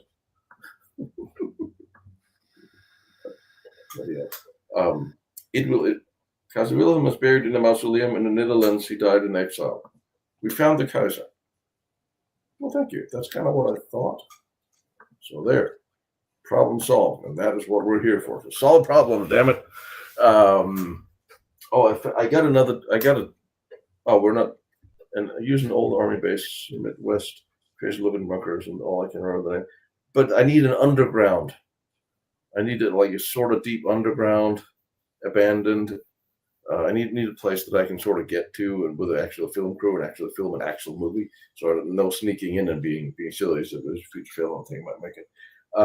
I did get a new drone because it's funny when I started doing documentaries, people were complaining that I was always in front of the camera talking about the place. And then I said, "Oh, fine, not about looking at me anyway." So I started just filming places, and never wasn't on camera. And then we started doing some of the episodes for TV, and now they were complaining that I was never on camera. I'm like, mother. So I bought a follow drone. I bought the little DJI follow drone. That when I'm done talking to you, I'm going to have to play with, which is really good. You still got to send me one. That's awesome. And 135 grams. And yeah, you still got to send me the Mavic Mini. Oh yeah, I still have it. That's right. I have another one. That's what notice how difficult that was for me. I'm like, oh yes, I better tell him. Yeah, you need to remind me of these things. The Postal Service will probably lose it anyway because they lose everything else. Oh, that's nothing. Titan missile silo in Othello. Okay, John, thank you. Well, I got all these. There's a bomb factory not far from me that we can use all the bunkers that are left. Underground? Sort of. Some are. Most of them are above ground. They were covered with dirt, hidden in a cornfield. I mean, it could work too. I can just do a rewrite, but underground is always interesting. And I talked to Festa Wagner about shooting a little bit of the movie out there. Roger has a role. Yeah, Roger has a little role, ex MI5, and Joseph has a role of the professor. I'm corrupting everybody. We're doing a movie, damn it. On zero funding. Well, actually, we got $100 today, so that's the most funding we have for the movie at this point. And I always get left out. I haven't seen any update on the dead soldiers except that they came home and it seemed like it was an accident. That is all I saw. I didn't follow up. Their Humvee was found submerged, but they were not in it. They were found elsewhere. There's a lot of swamp and bogs and stuff. I should probably look into that more. Will do. Well, are they referring to that incident or of the video short that you put out the other day about the mass grave? No, I was thinking about did I read that wrong? I thought we were talking about the 4 soldiers. No, I'm wondering. I didn't see that part. That's why I asked. Oh, sorry. No, thanks, Jason. I don't know why I went to the other place. I've spent a bit of time in green these days, so maybe that's why my mind is there. It will be, we're going to need some money. We're going to need somewhere between 5 and 10 grand, basically. I think. Or I need volunteers for 2. Even if I get volunteers, we're probably going to need 10, 15 people. It's, what is it? Maybe 250 yards by 250 yards. Full of dense nature that needs to be cleared. I need a GPR. And even if I get volunteers, I still need to feed them. So I'm going to need, that's what I'm saying. There's going to be a GoFundMe. But before that, I need to talk to the Kriegsgrabeverbund, and I need to talk to the Polish border troops, and I need to talk to that city.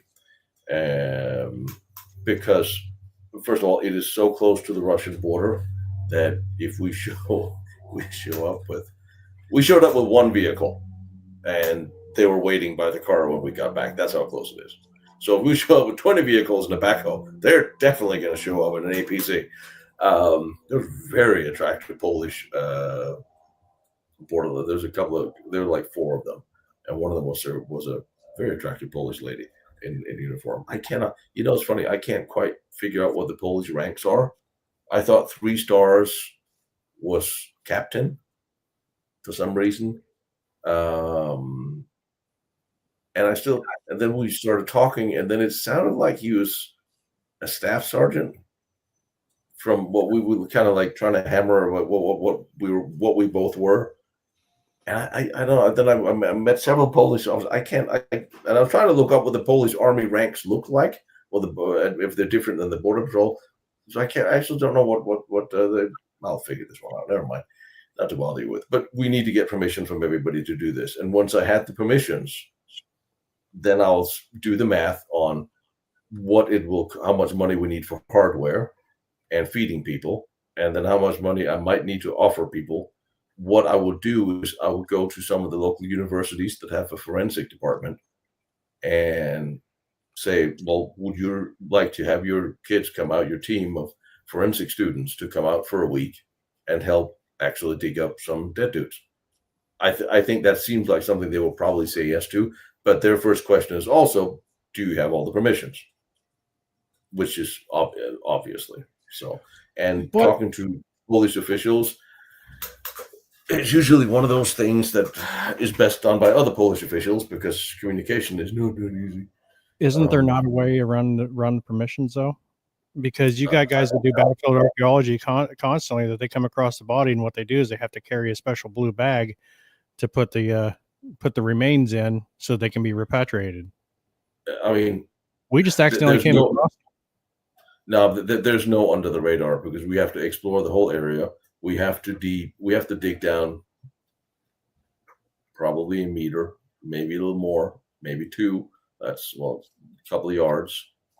And it has to be, you can't just go dig up dead bodies and then show up in Berlin and say, by the way, here's a couple of bags full of dead dudes. We don't know who they are. It's got to be documented. It's got to be done right. And again, it is so close to the border that the Border Patrol has to say, okay, because it is just on, there's a demilitarized zone, almost there's a no-go zone, 1 click on both sides of the border, and it's just bordering that. So they would come and have strange words with us if we didn't talk to them. I don't think the Border Patrol is going to give us any problems. I don't foresee anybody giving us any problems. Local archaeologists, there aren't none. There's in the middle of nowhere. There's no museum there. I would have to go to Warsaw. Warsaw, one of the biggest cities, and talk to their archaeologists. They don't. The Germans, they don't have any money to dig. They don't care. I don't care. Yeah, Ian just asked about the German War Graves Commission. Have you contacted them? It's a waste of time. Yeah, they don't have any money. Even if they did, they wouldn't help. That's exactly. I've reached out to them on several occasions on other things. Now that I put it out and see there's interest, I'm going to write all these entities when I go back.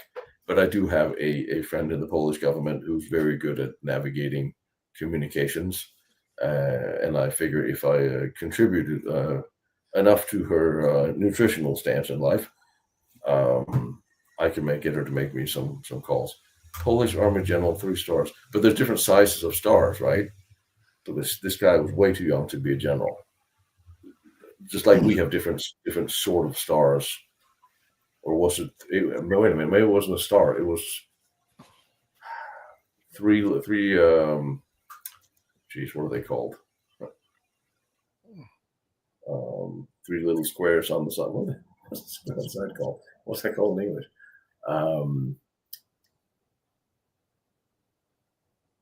I don't remember what those little things are called. Anyway, you misplaced a couple of dead dudes. Here they are.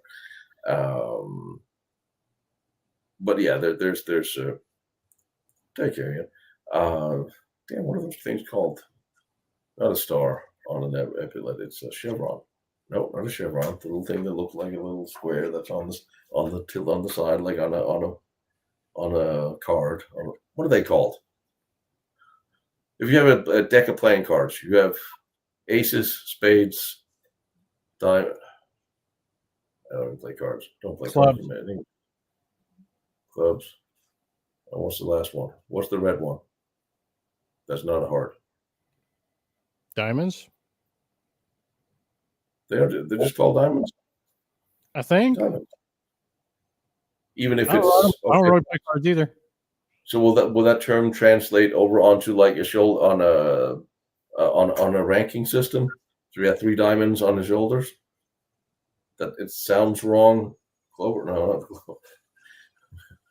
Yeah, the red diamonds. But if they go on a shoulder chevron on the shoulder epaulet and there's 3 diamonds. I'm looking up the Polish Army rank structure. There. Thank you.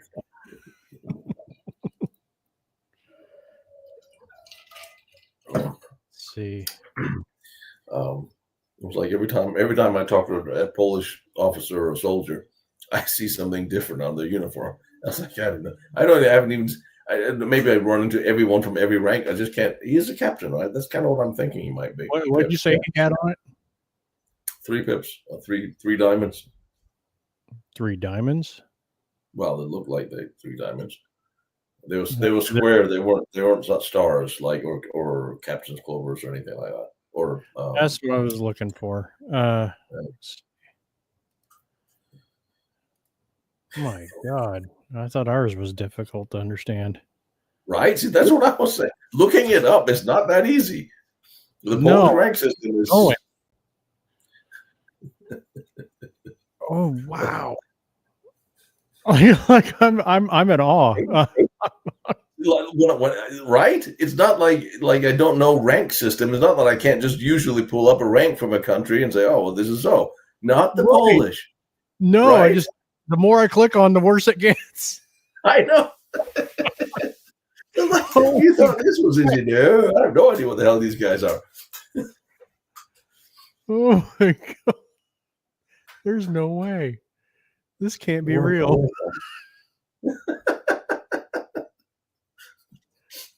That's what I was like. I was asking him, so what are you? Are you captain? And then because we did sort of Google Translate, it's like it sort of came out like what we think we were. Maybe he was in the sergeant group, but then there's bars, and then there's other. I have no idea what the hell they are. There's diamonds. There's rockers. There's holy shit.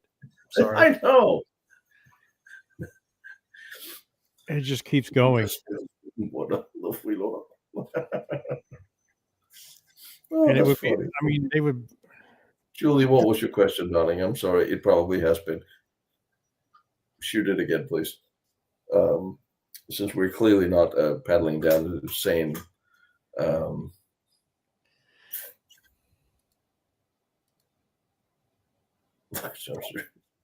I mean, no, that's North Korea.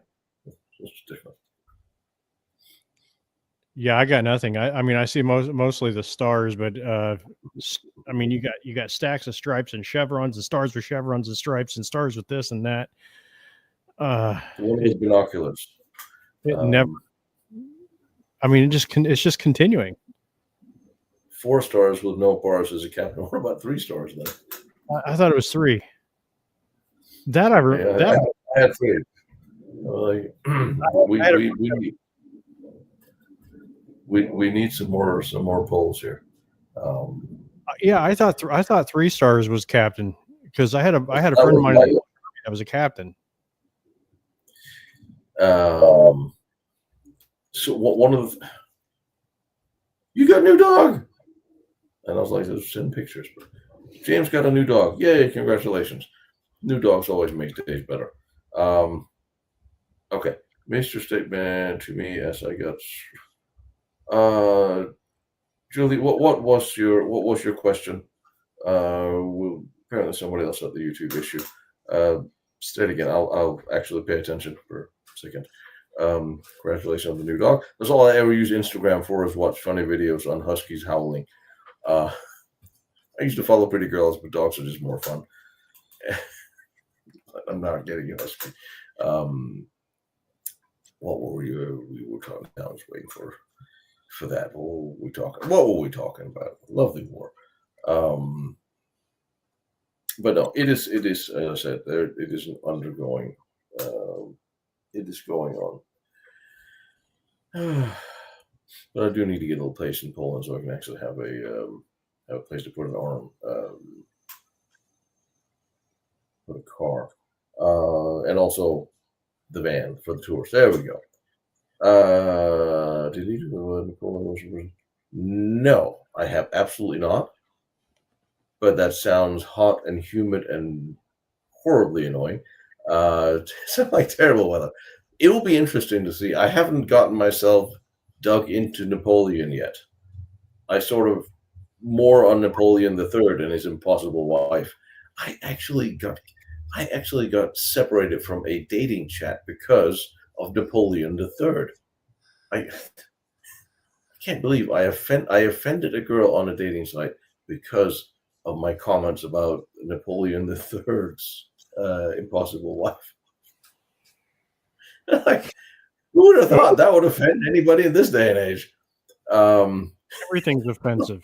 For crying out loud, they arrest people for hurting feelings. Napoleon, he was 5'8", so he wasn't actually short for the time. But it'll be interesting to go to those places. Again, back to the money. My life travels. Yes, I have met several horrifying, scary, terrifying, very charming women who offered alcohol. Other than tripping over weird bunkers, I'm sure I got myself locked into a fort once. It was a little dangerous, unless the horses kicked me. No, not really. The little threats, little pulled over for speeding, and little weird things, but no, not that I would consider as such yet. Any moment now. No, this woman, she wrote me. She was interested and fascinating in history and Napoleon, and I wrote her which Napoleon. She said, "Well, what do you mean? Well, the Napoleon III, his impossible wife." She got very offended, back and forth a couple of times, then she blocked me. He had an impossible wife. When he got captured, instead of getting, she almost fainted with rage that he did not get killed in battle, because she said Napoleon does not let himself be captured alive. He's supposed to have been died. He died. I don't even think they got together afterwards. He was lived in exile in England after the war. I was like, what kind of woman is that? I'm pretty sure she's the one that egged him on to start the damn war. Anyway, any fort is safe space. Anything underground where your cell phone can't reach you, safe space.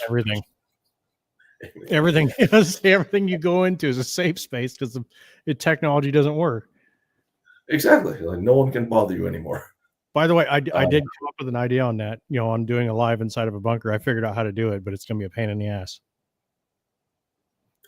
4K bunkers. Repeaters.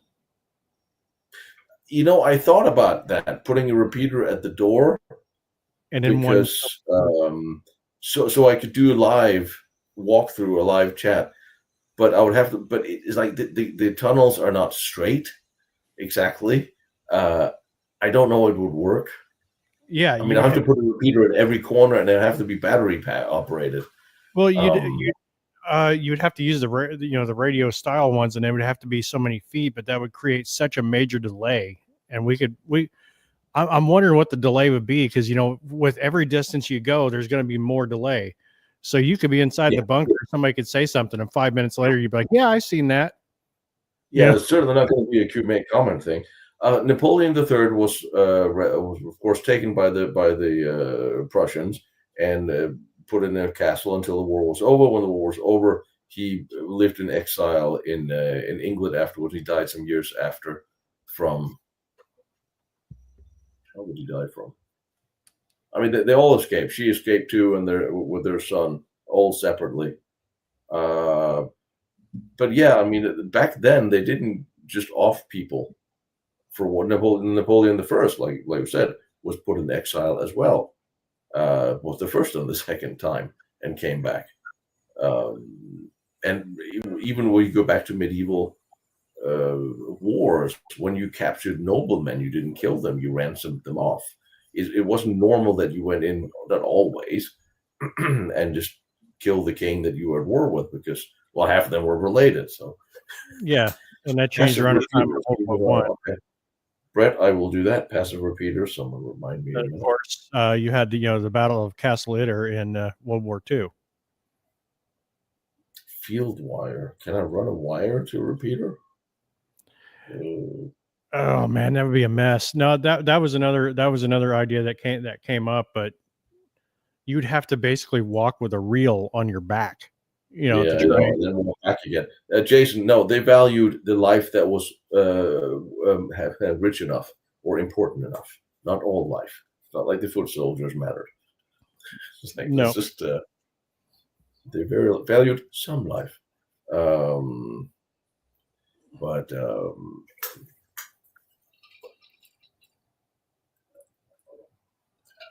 And it wouldn't be field wire; it'd have to be the same stuff I got laying around here all over the place, actually. But you'd have to have a significant amount of it, and the weight of that reel would be not comfortable. Not comfortable at all. I mean, there's a lot of island fortresses that I want to see. Speaking of Napoleon's last redoubt, there's some interesting stuff in the jungle that around, also in the Philippines and different places. There was someone on my Patreon's wife is Japanese, and we've been talking about maybe time to go to Okinawa and look at some of the tunnels there, which I would love to see those. I would love to see these places that are so full of mosquitoes that I'll probably come back dead.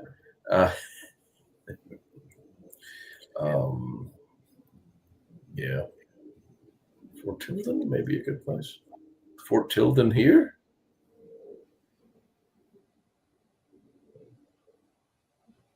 Yeah, he wrote, World War I, yeah. Such a damn shame that Rommel didn't survive the war. I mean, could you imagine being a fly on the wall with Rommel and Guderian having drinks together after this? And Patton? Yeah, that's. I was going to say that. I was going to put him in with Patton and see where it went. I would say we could put Struckmann in there as well, but I don't think any of them would like him. So, yeah, but you'd have to have. Dang it! I actually wrote something on him too, and why am I having just absolute brain farts? But the gentleman that actually came up with Blitzkrieg wasn't even German. it was a British dude, and Rommel was a big fan of his, and then Patton was a fan of Rommel's. This could have been an interesting conversation. I mean, it would have been, and like what Hitler said, he wished he had some of the ruthless generals like Stalin. But no, I think the Fourth Reich was temporary on vacation, and then it was rebuilt in Germany and became the EU. I'm actually going to hold on to that, and that's kind of where they all went. That's who it was. Percy Hobart. Hobart. It took me a minute to remember. I was getting ready to look it up. Man. He was a smart man, Hobart. Very smart. Although they all thought he was a bit of a kook, but he really wasn't. No, he was very intelligent. That's where they got the initial idea for Lightning War. Was from his. It was never implemented by anybody else, but the Germans like, hey, we should try this, and it worked. Devastating. Hobart funnies. Hobart funnies. That's right. Thank you, Brett.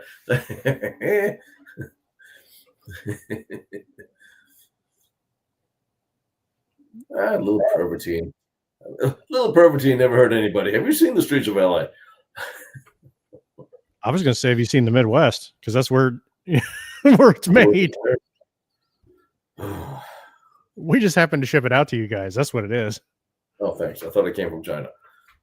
Actually, they'd probably give it away out here in the city. They just found out that they can't actually account for any of the billions they give into homeless resettlement and homeless help out here. They have no idea where the money went. Like, well, gee, what a surprise.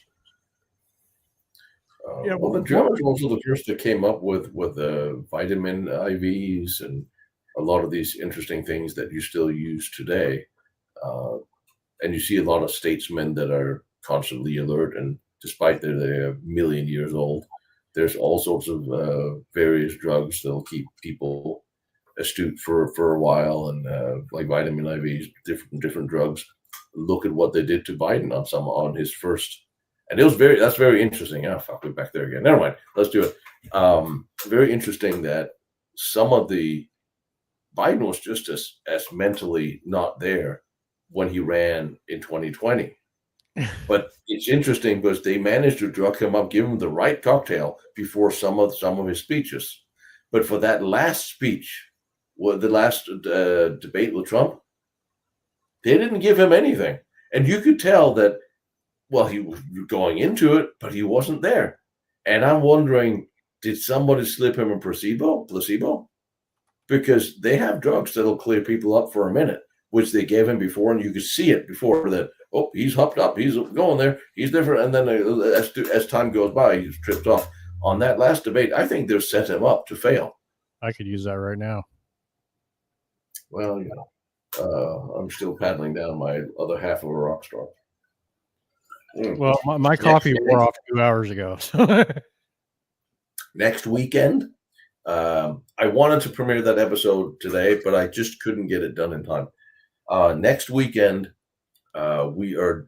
Remember, I've been ranting on about I wanted to find the earliest bunkers the Germans built, 1928 to 1932. I found them, and now I can actually show them to you. We went through the little battlefield, a little section of these first defensive lines built after the Paris Accord in 1927, and then we go back. Then the line behind that was built in 1932 to 36, where they get bigger. And I was like, that we just have to see, because this is how it all began. And I would look for them so long. Right now, I can finally actually go through this and have drawings, descriptions, thickness of how thick the walls were, the corrugated metal. Some of them are intact. Half of them are intact. The other half are slightly damaged. But I have everything is set up. The battlefield set up. The fields of fire. I really wanted to. I didn't want to just throw it. I wanted to proof it today before I actually render it. That one I've been looking forward to. And of course, it's an hour and a half. Of being eaten by mosquitoes, but okay. And the initial camouflage they built into the cement, really cool. Really cool. And the worst thing is, if I set it on Sunday, I may not actually even be able to be on the chat because I may be on a damn airplane. So maybe next week should be Saturday, so I can actually be at least somewhat cognitively present at that specific event. Since Sunday I'm flying at some point. We'll see. I might not be flying until afternoon. You'll see, but next weekend will be interesting. Now, final questions before I have to go make my breakfast. And by the way, just start reading what's in the food you eat around here. Damn, the sugar and everything. Oh, damn. You schmuck. Kennedy, go get him. Sodium content's unreal. Tragically. I do not understand, because it is funny. I never really, like, Kennedy works out in my gym, so we'll see him every day. I never really talked to him because politicians, I really don't care about politics, and he was Democrat. But then when he started talking up and started running, I sat for a minute and said, well, let's hear what he has to say, because my friends, they're all going to vote for him out there. So let's see what he says. And when he talked about nutrition and how bad the food is, and the preservatives we put in and junk we put in the food in America, I'm like, oh my God, he's right. We've been saying this for forever. Every time that I generally feel better when I eat whatever I eat in Europe, as opposed to when I come over here. When I'm here and I eat healthy, I still feel more bloated and more crappy than if I eat unhealthy in Europe. You can just feel that there's things that are not in the food there. And most of it's made by the same companies. So why can't the same breakfast company who makes healthier breakfast in Europe not use the same formula here? And why are we going to start doing that? It's like, yeah. I'm very excited about Kennedy getting to do what he wants and what he says he wants to do. I'm a big fan of that. The additives are one thing, but I'm telling you, my friends in the UK really need to learn how to use spices. Spices in the UK. Everybody has seen the FAFO video, right? If you're not a conservative, even if you're not a conservative, you'll still enjoy it. FAFO, fuck around, find out. If AFO music, just go to YouTube after this. FAFO music video of FAFO Trump video. It's all AI made and it's awesome. It's absolutely awesome. It's so well made. And like, I actually reached out to the guy who made that, and he did. There's another one called Freedom Train, and because I wanted to chat on my other channel. I wanted to chat to him about how he made it. I wanted to make one for Lost Battlefields. I have no idea how that's going to work, but just please, I have to find out how you make AI music videos that cool. I just looked down and give me the middle finger because I said people in the UK don't know how to use spices. Well, hey, I had a friend of mine from Britain come here, and he said the first thing he did, because he landed, he went to Texas for something.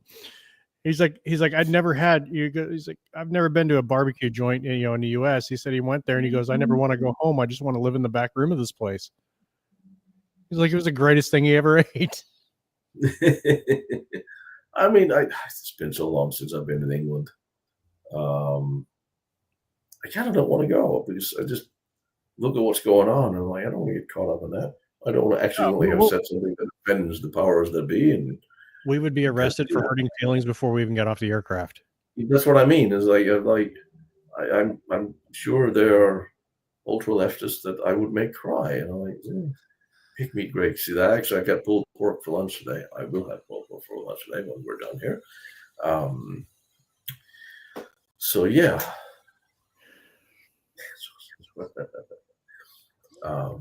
But anyway, how's everything going at the museum? It's going. I finally got around to getting on some of my my backup drives and stuff like that, getting some of the photos from events that I've been at, and trying to get some things compiled so I can start getting some content on the Facebook page. And of course, like I said, I referenced the first documentary that I'm putting together, and sooner or later I'm going to have to start pulling stuff off the wall and do video shorts of that to put up there as well, along with photos.